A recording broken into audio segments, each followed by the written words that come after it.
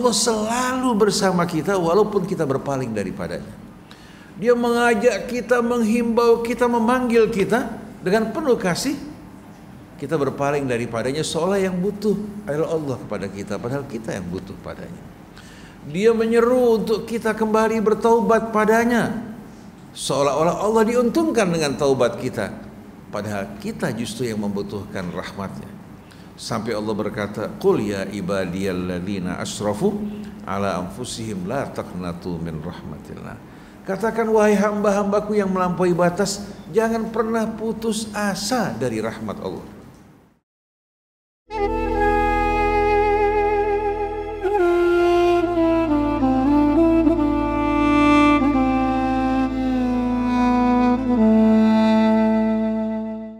Assalamualaikum warahmatullahi wabarakatuh. Sebetulnya saya datang ini ingin tabarrukan dengan majelisnya Habib Zain Al-Hadi, bukan untuk menyampaikan kalimat sebetulnya, tapi karena beliau meminta hadirin sekalian istijabatan li talabihi wa ta'adduban ma'ahu, saya sampaikan beberapa kalimat buat Bapak Ibu sekalian. Tadi sebagaimana yang Bapak Ibu dengar, Habib Zain kita mengingatkan kita semua untuk selalu mengingat Allah Subhanahu wa ta'ala,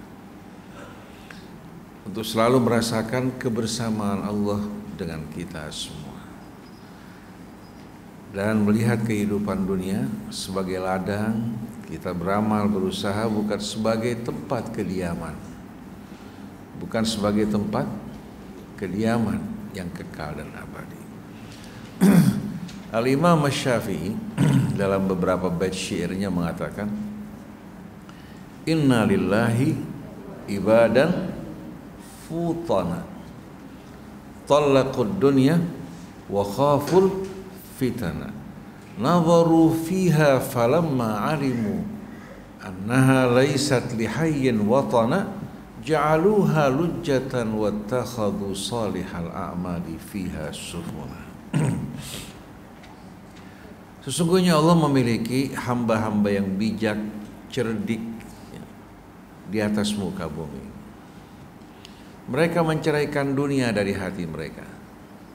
Bukan berarti mereka tidak berusaha, mereka berusaha. Mereka juga memiliki kekayaan yang melimpah.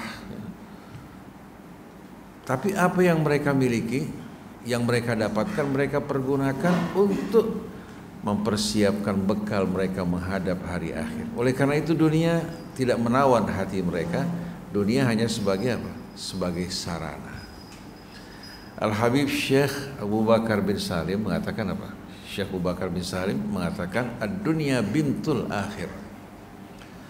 Faman tazawwajal bint hurrimat alaihil Dunia ini putri akhirat. Kalau orang sudah menikahi putrinya kan haram untuk menikahi ibunya kan? Tapi kata ibu di sini menggambarkan bahwa anak di sini tidak sebanding dengan induknya. Karena memang dunia diciptakan untuk apa? Persiapan menghadapi hari akhir. Dan tidak akan mungkin bertemu antara cinta dunia dan cinta kepada Allah Subhanahu wa ta'ala. Tidak mungkin bersatu. Tapi begitu ibu cinta pada Allah, ibu dapatkan dunia, dapatkan akhirat. Begitu mencintai dunia, ibu akan ditinggalkan oleh Allah Subhanahu.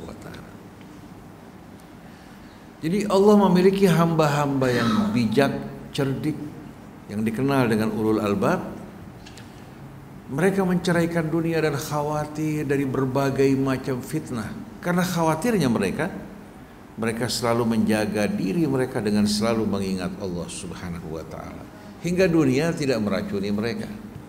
Tapi dunia menjadi bekal yang sebaik-baiknya untuk hari akhir, di saat mereka berjumpa dan kembali menghadap ke hadapan Allah Subhanahu wa ta'ala. Nadharu fiha falamma alimu annaha laysat lihayyin watana ja'aluha lujjatan wattakhadhu salihal a'mali fiha sufuna. Mereka merenungkan dan meliti kehidupan dunia. Ternyata mereka temukan dunia ini bukan sebagai tempat kediaman yang kekal, yang akan selalu bersama mereka. Kalau bukan mereka yang pergi meninggalkan dunia, satu hari dunia juga akan berakhir. Maka mulai saat itu mereka mencamkan telah menetapkan di hati mereka cita-cita yang amat indah. Mereka menjadikan dunia laksana samudera, sedangkan bahteranya bahtera iman dan amal soleh bergegas-gegas menuju Allah yang sedang menantikan mereka. Ya ayyatuhan nafsul mutmainnah irji'i ila rabbiki radiyatan mardiyah fadkhuli fi ibadi wadkhuli jannati. Ini sebetulnya kematian bukan menuju kefanaan, tapi awal dari kehidupan yang sebenarnya. Wa mal hayatud dunya illa lahwun wa la'ib wa innad daral akhirata lahiyal hayawanu law kanu ya'lam. Kehidupan dunia ini sebetulnya lahun, yang membuat kita lalai, mabuk, terpesona. Begitu masuk dalam alam nyata, kita menyadari bahwa selama ini sebetulnya kita dalam keadaan mabuk. Karena kesenangan, kebahagiaannya semua akan ada hisab dan pertanggungjawaban. Betul tidak Ibu sekalian? Oleh karena itu para jamaah, dalam satu riwayat diriwayatkan an-nasu niyam fa idza matun tabahu. Manusia dalam kehidupan dunia ini tidur sebetulnya. Dalam tidurnya bermimpi memiliki rumah, kekayaan, kedudukan, harta benda yang melimpah. Begitu mereka bangun, ternyata semua itu hanya apa? Hanya merupakan mata'ul ghurur. Jadi wamal hayatud dunya illa lahwun wa la'ib. Hanya merupakan kesenangan yang memabukkan. Walaib yang mempermainkan perasaan kita. Terkadang ibu, bapak semua dibuat tertawa, terbahak-bahak, senang. Terkadang dibuat menangis, terseduh-seduh. Terkadang dibuat tersipu-sipu, tapi tidak jarang ibu juga dibuat bermuram durja. Betul tidak? Sehari-hari kehidupan kita dihisap oleh waktu, yang tersisa hanya ampas-ampasnya. Kemarin wanita cantik, pria tampan. Tidak lama kemudian waktu menggerogoti kecantikannya menjadi wanita yang keriput. Kakek yang tua renta terseok-seok berjalan dengan napas tersengal-sengal, melangsungkan hidup capek, mau mati takut karena tidak ada persiapan untuk menghadap ke hadapan Allah. Jadi kalau kita perhatikan betul-betul kehidupan dunia ini sebetulnya mempermainkan mereka-mereka yang lupa kepada Allah Subhanahu. Nah, sebaliknya ibu-ibu dan bapak-bapak, Allah menggunakan kehidupan dunia dengan kata haya. Tapi begitu kembali kepada kehidupan akhirat, Allah gunakan kata hayawan. Waladarul akhiratu lahiyal hayawanu law kanu ya'lamun. Sedangkan kehidupan akhirat dialah kehidupan yang sebenar-benarnya, yang sejati bila mereka tahu. Apa perbedaan antara haya sama hayawan? Walaupun dua-duanya dari akar kata yang sama, tapi dua masdar ini berbeda. Sebagaimana perbedaan antara jahlun sama jahalah, begitu juga antara sigharun sama saghar. Walaupun akar katanya sama, tapi maknanya berbeda. Kalau hayah menggambarkan kehidupan yang singkat, tapi kalau hayawan kehidupan yang panjang. Oleh karena itu penerbangan namanya toyaron, karena terus terbang kan. Toya, aktivitasnya bukan di bumi tapi terbang. Kalau tara yatiru tayran menggambarkan sesuatu yang terbang. Tapi kalau toyaron ya yang menggambarkan ya keadaan yang terus-menerus. Begitu juga hayawan. Nah, kehidupan akhirat ini merupakan kehidupan yang kekal dan abadi. Nah, dalam bahasa Arab amat indah penggunaan setiap kata. Kalau kata jahlun, seorang jahil berbuat salah dimaafkan. Karena kebodohan kan? Ulamanya yang tahu, yang tidak mengajarkan, dia yang bakal dipanggil oleh Allah Subhanahu wa ta'ala. Tapi kalau jahalah, orang tahu bahwa ini salah dikerjakan. Nabi Adam ketika memakan buah yang terlarang, tahu nggak itu dilarang oleh Allah? Dia melakukannya bijahalah, bukan bijahlin. Oleh karena itu al-jahalah biddul hilmi, kalau al-jahlu biddul ilmi. Lawan dari ilmu jahlun, tapi kalau lawan dari al-hilmu, kebijakan, kesadaran, namanya jahalah. Nah, Quran menyebutkan innamat taubatu 'alallahi lilladzina ya'maluna su'a bijahalatin tsumma yatubuna min qarib. Taubat diterima oleh Allah oleh Allah SWT, orang yang kembali padanya itu bagi orang yang melakukan perbuatan dosa bijahalah. Bukan dia nggak tahu itu dosa, tapi bijahalah, dia tahu itu dosa, tapi dia diperbodohi oleh hawa nafsunya. Kemudian dia segera bertaubat, tidak membiarkan dirinya berlarut-larut dalam maksiat, dia tarik dirinya, menyesali dosa, memohon ampun pada Allah. Kalau satu saat dia kembali berbuat dosa, dia segera begitu sadar kembali pada Allah. Itu jahala. Kalau sighar artinya kecil, tapi kalau shaghar artinya apa? Hina. Sayusibul ladzina kafaru sagharun indallah. Kata saghar ya, adalah kehinaan. Begitu juga saghir. Saghir dalam bahasa Arab menggambarkan kehinaan. Fakhruj minha innaka minas saghirin. Tapi kalau saghir artinya kecil. Jadi kalau kita perhatikan Bapak Ibu sekalian, penggunaan kata hayawan dalam kehidupan akhirat menggambarkan bahwa kehidupan ini berbeda dengan kehidupan dunia yang kita lalui. Banyak orang pada saat diberikan kelapangan, kesehatan, keluasan dalam rezeki, ya, dia pergunakan hartanya hanya untuk beriforia. Begitu dia mengalami cobaan pada dirinya, keluarganya, terkena penyakit, ya, ternyata semua yang dimiliki tidak mampu untuk menyelesaikan persoalannya. Tapi kalau Bapak Ibu bersama Allah, dimanapun Bapak Ibu berada, dalam keadaan apapun, maka Allah Subhanahu wa Ta'ala akan menghapuskan kesedihan, ketakutan, akan membuat semua kehidupan kita dalam jamuan rahmat Allah, dan malaikat dikerahkan untuk mengawal Bapak Ibu sekalian. Saya ingin tanya Bapak Ibu, Allah pernah tidak sekejap mata meninggalkan kita? Allah mengatakan bahwa ma'akum ainama, dia bersama kalian dimanapun kalian berada. Tapi walaupun Allah selalu bersama kita, bahkan dari mulai dalam kandungan ibu kita hingga kita tumbuh, orang tua tertidur, Allah tidak pernah tertidur, terus mengawasi kita, membelai kita dengan rahmatnya, menuangkan rasa cinta di hati ibu kita hingga walaupun letih lelah bangun, walaupun katakan puting susunya luka-luka karena digigit oleh bayinya, tapi ternyata dia sama sekali tidak menolak bayi. Walaupun air mata bercucuran menahan sakitnya, tapi betul-betul apa? Dia rawat, disusui bayi dengan penuh kesabaran. Di saat anaknya sakit, ibu lebih betul-betul menderita dibandingkan anaknya. Bahkan dia rela menebus anaknya dengan dirinya. Begitu pula sang ayah, bersama teman-temannya dia bersaing, berlomba. Tapi ada nggak orang tua yang bersaing sama anaknya? Apa yang didapatkan di luar dengan susah payah diberikan untuk anaknya sama istrinya.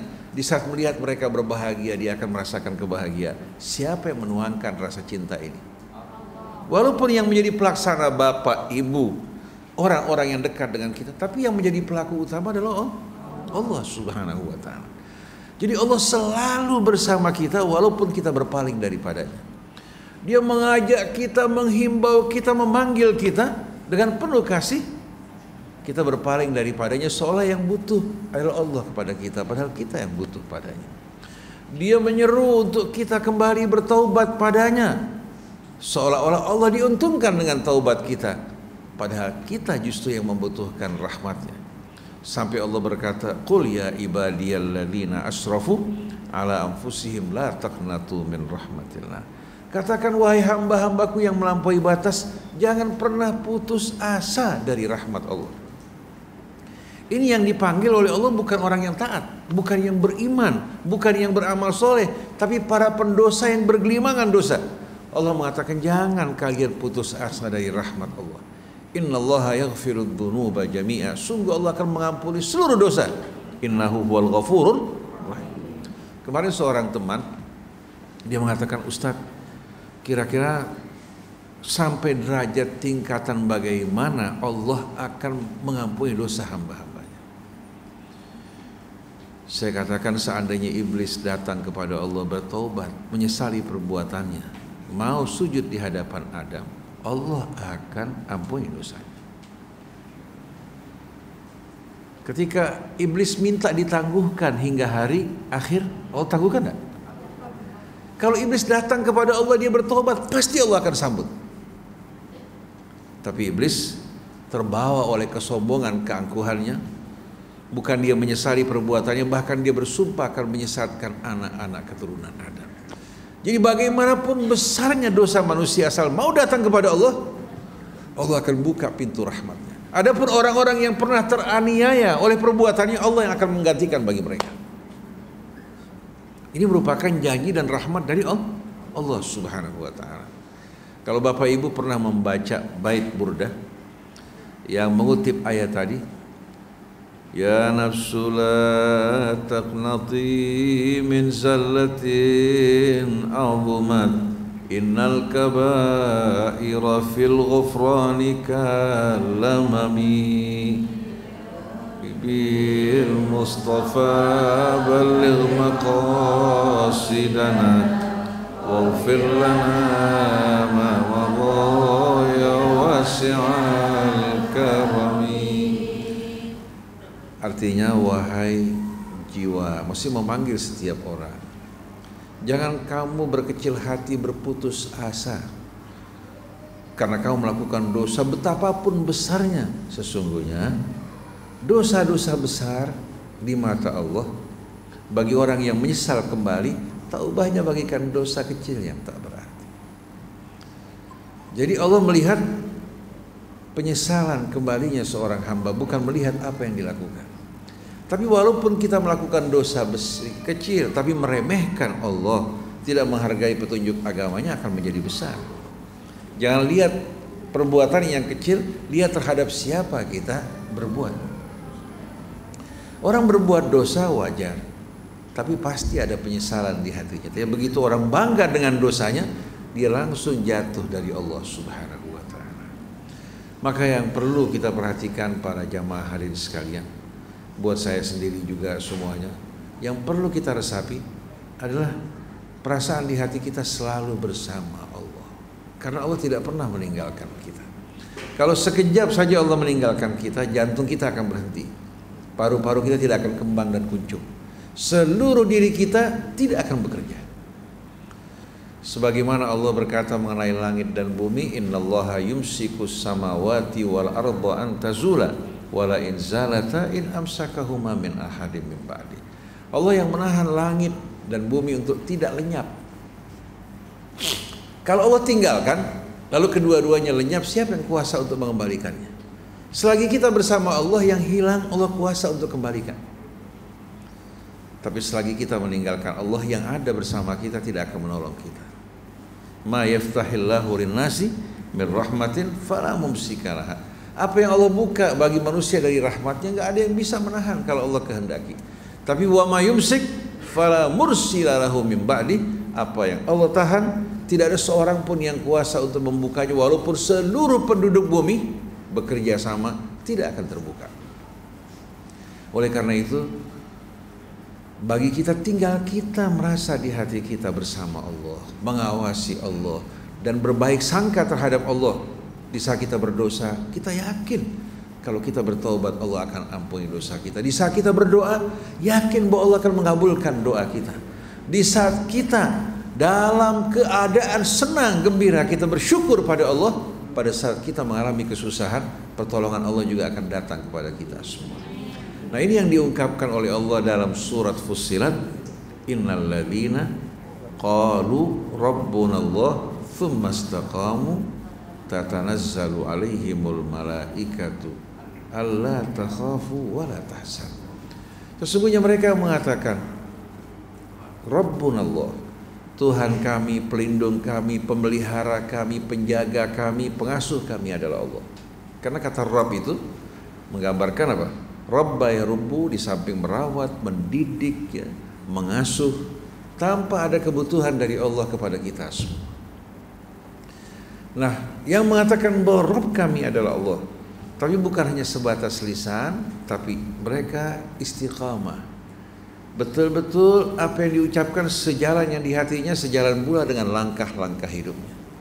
Orang semacam ini, walaupun berasal dari latar belakang yang kecil, tatanazzalu alaihimul malaikah. Mereka langsung berada di pengawalan para malaikat atas perintah Allah.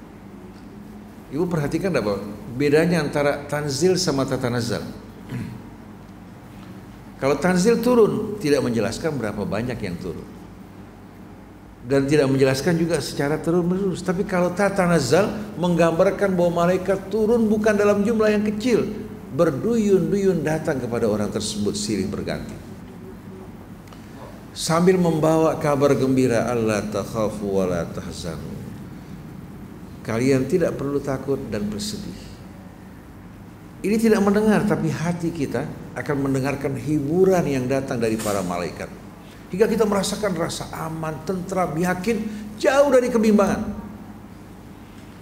Wa abshiru bil jannati allati kuntum tu'adun, bergembiralah kalian dengan surga yang Allah janjikan bagi kalian. Kabar gembiranya datang padanya di saat dia masih hidup. Begitu pula pada saat sakaratul maut, orang dalam keadaan takut dan gelisah, tapi ternyata dia menantikan saat tersebut, ahlan bi rasuli rabbi, selamat datang utusan Tuhan. Seperti yang diucapkan Ammar Bilal pada saat akan meninggal dunia, dia mengatakan, fustu wa rabbil Ka'bah, aku dapatkan wa rabbil Ka'bah yang aku impikan. Ghadan nalqa Muhammadan wal ahibba, esok kita akan bertemu dengan Muhammad dan para kekasih sallallahu alaihi wasallam. Kalau sekejap saja ibu bisa menyaksikan kehidupan akhirat, ibu tidak akan betah lagi dalam kehidupan dunia. Sekejap aja orang diberikan dan dibuka matanya menyaksikan kehidupan akhir nanti, orang akan merasakan dunia ini sebetulnya penjara yang menyesakkan. Hasrat penjara, ambisi penjara. Mereka-mereka yang mengejar kedudukan dan harta, orang yang terpenjara. Tapi orang yang mempergunakan hartanya untuk bekal hari akhirnya karena kecintaan pada Allah, walaupun dalam sebuah gubuk yang kecil hidupnya bahagia. Oleh karena itu Nabi Yusuf mohon pada Allah ketika digoda oleh wanita-wanita, bukan hanya Imra'atul Aziz, tapi teman-temannya pun setelah melihat ketampanan Yusuf bersama-sama menggoda dirinya. Kalau kamu tidak mau turuti kami, kami akan bersaksi bahwa kamu bermaksud buruk atas kami. Apa jawaban Yusuf? Rabbis sijnu ahabbu ilayya mimma yad'unani ilaih. Ya Allah, lebih baik aku masuk dalam penjara, tubuhku terpenjara, daripada mengikuti permintaan dan bujuk rayu mereka. Bukan satu lagi.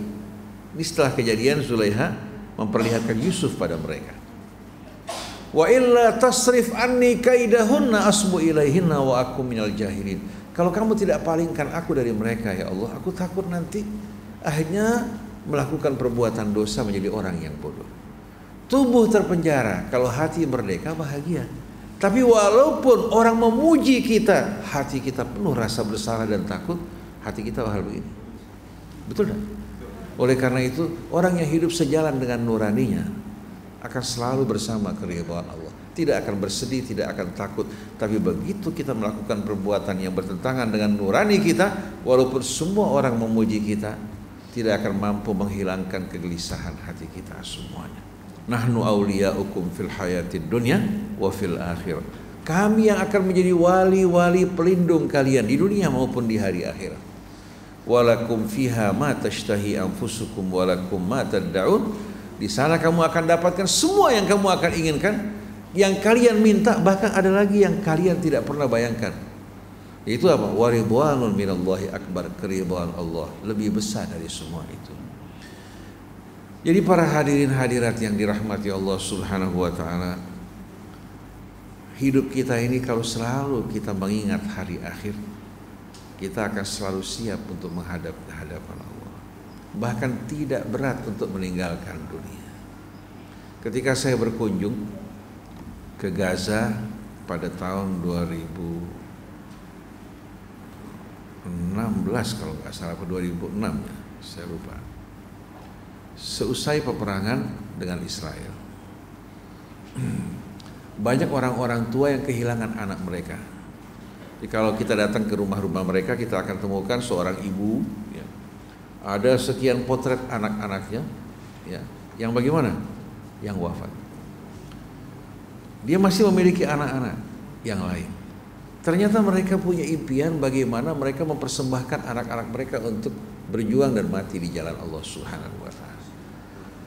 Mereka bukan bersedih berduka karena anak yang dicintai meninggal dunia, tapi mereka bertahan dengan harapan di akhirat mereka bisa bertemu dalam suasana yang lebih indah.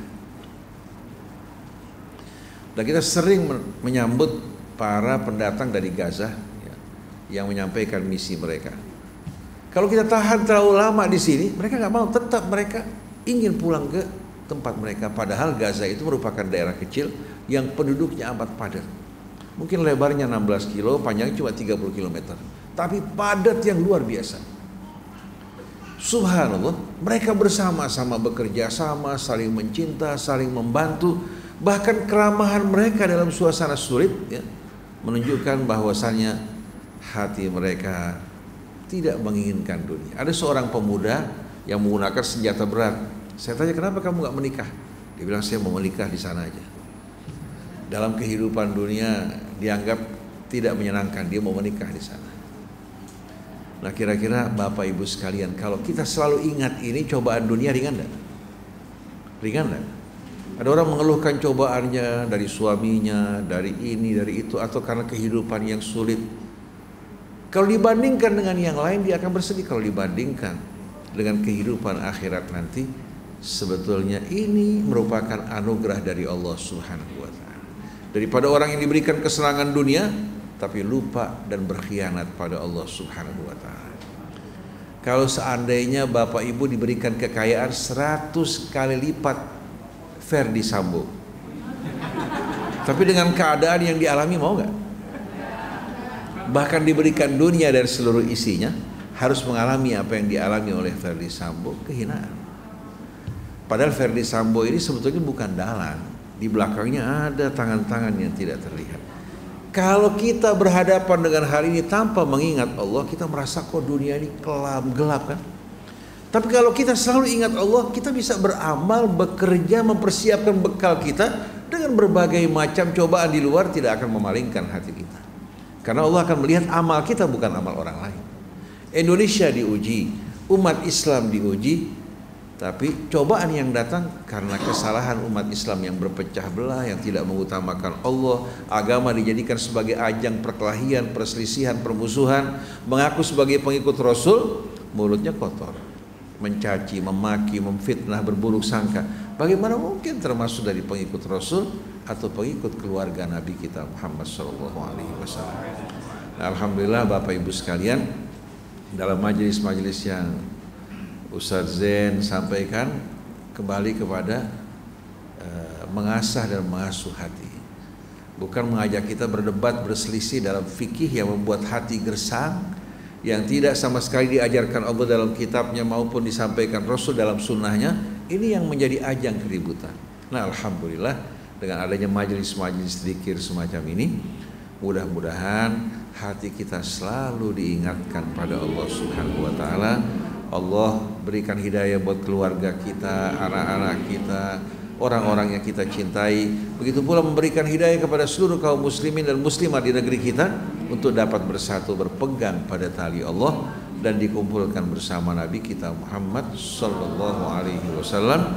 Allahumma inna nas'aluka hubbaka wa hubba nabiyyika wa hubba awliyaika wa hubba kulli amalin yuqarribuna ila hubbik. Allahumma ja'al hubbaka ahabba ilaina minad dunya wa ma fiha. Allahumma inna na'udzubika an nusyrika bika syai'an na'lamuh wa nastaghfiruka lima la na'lamuh. Rabbana atina min ladunka rahmah wa hayyi' lana min amrina rasyada. Allahumma atina min indika rahmah wa 'allimna ilman nafi'a wa anfa'na bima 'allamtana waj'alna hudatan muhtadin wala taj'alna dhallina mudhillina birahmatika ya arhamar rahimin. Saya ucapkan terima kasih banyak kepada Ustaz Zain Hadi yang memberikan kesempatan pada hari ini. Mudah-mudahan Allah jadikan pertemuan kita pertemuan yang penuh dengan rahmat, keberkahan. Subhanakallahumma wa bihamdik asyhadu an la ilaha illa anta astaghfiruka wa atubu ilaik. Wal afu minkum. Wassalamualaikum warahmatullahi wabarakatuh.